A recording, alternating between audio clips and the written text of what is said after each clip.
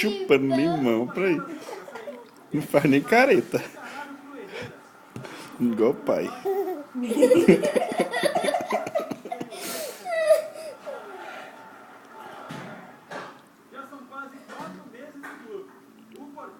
Pode ficar com a boca ardendo.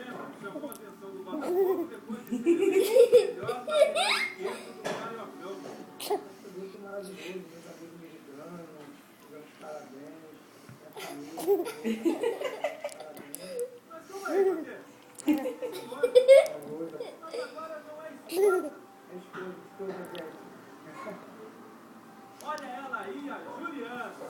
Casamento de semana passada. Gestão de uma rede de fast food no Rio de Janeiro.